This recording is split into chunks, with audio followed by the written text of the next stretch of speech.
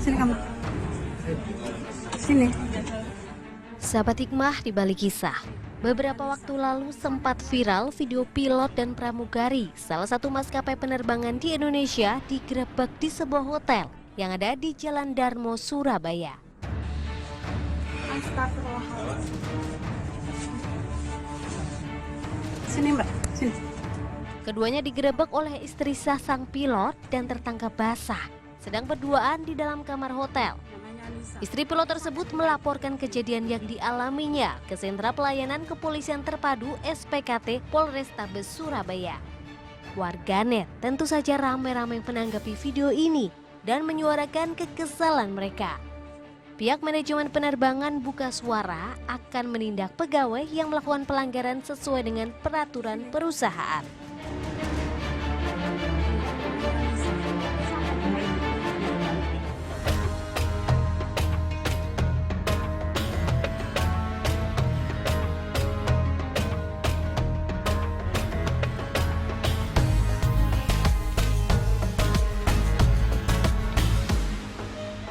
Assalamualaikum warahmatullahi wabarakatuh.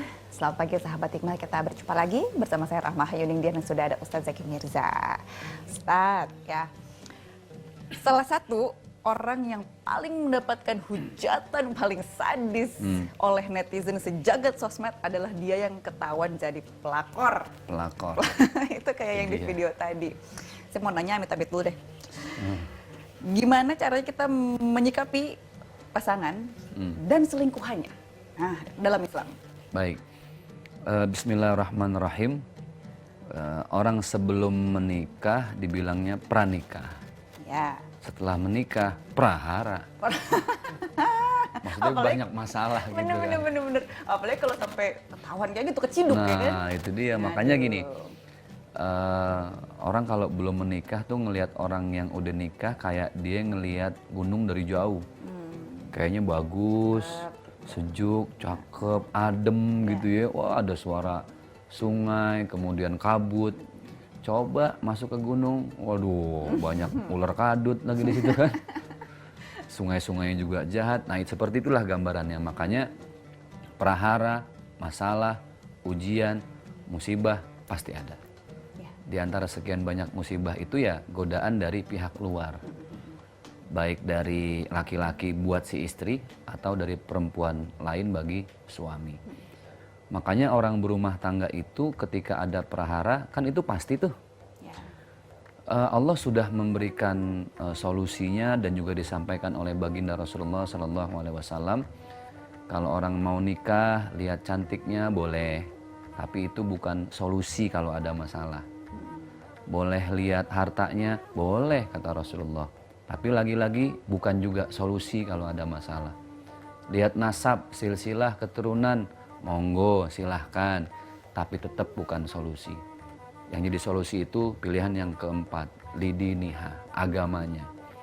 Agama di sini maksudnya adalah potensi seseorang untuk mau berubah jadi lebih baik. Potensi ya. Jadi jangan digambarkan, wah kalau mau cari jodoh yang paham agama harus kiai. Harus ustadz, harus ustazah, enggak. Maksudnya siapapun orangnya ketika dia punya potensi untuk belajar jadi manusia lebih baik terus. Termasuk dalam menghadapi godaan dari pihak luar. Kenapa sih baginda Rasulullah itu menyampaikan untuk kita semua sahabat hikmah, baiti jannati. Kata Rasul, dalam rumah tangga itu yang mahal ya yang seperti surga. Yang seperti surga itu yang bagaimana ketika ada masalah, menyelesaikan masalahnya diawali dengan sabar, sholat, tabayun, diskusi, ngobrol. Karena prahara itu lebih banyak yang dominan sebabnya karena fitnah.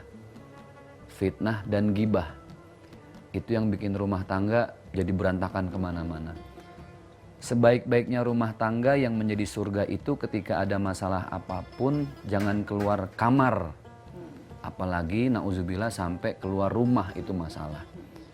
Karena di masyarakat kita nitip omongan sama nitip uang kan beda. Curhat sama tetangga itu sama dengan nitip omongan. Omongannya 5 meter. Ntar nyampe ke tetangga yang jauhan dikit nambah juga tuh omongannya. bisa jadi 50 meter.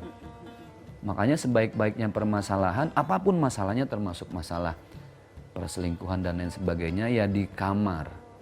Nah, memang kalau kita lihat video tadi kan bagaimanapun di situ ada unsur membuka aib rumah tangga. Ya. Tapi harus dimaklumi, seperti itulah wanita.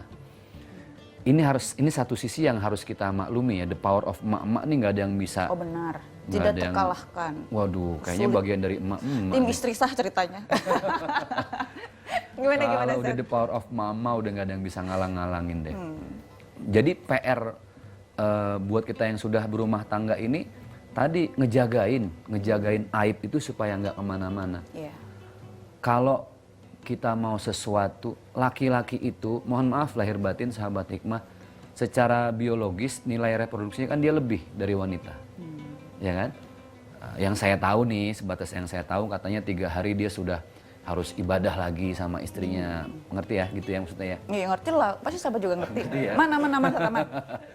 Ntar kalau laki udah, aduh puyeng nih, tuh kode gitu kan.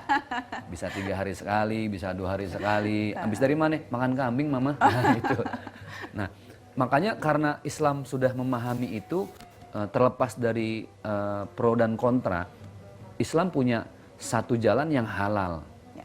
Ya kan, yang disebut dengan poligami. Nah, tidak dengan perempuan, karena dari secara biologis nilai reproduksinya pun beda. Allah sudah memberikan jalan ini. Nah, cuman repotnya orang lebih memilih. Ini terlepas dari pro dan kontra ya.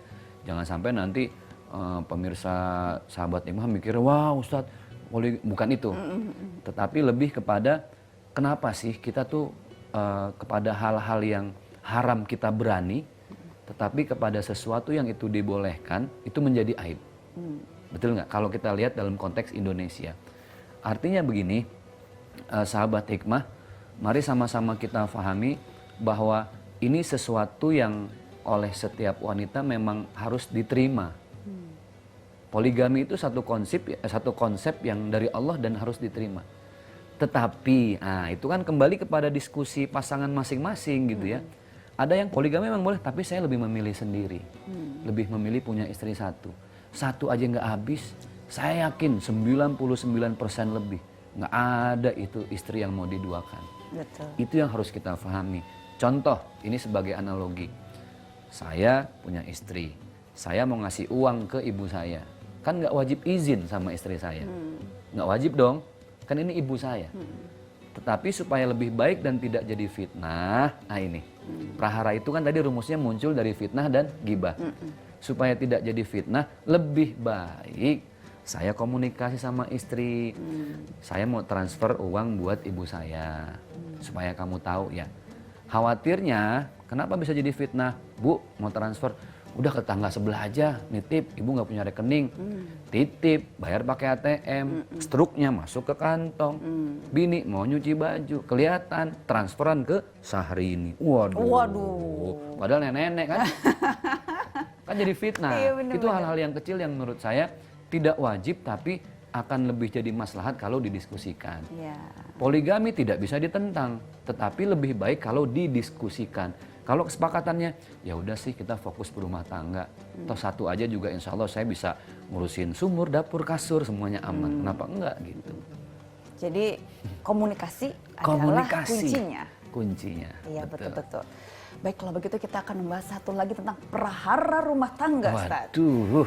Soal ranjang lagi. Ranjang ini nih. Naik turun ranjang. Istilah loh ya ini ya, Istilah. sahabat hikmah ya. Nah seperti apa Islam memandang naik dan turun ranjang? Jangan kemana-mana sahabat hikmah.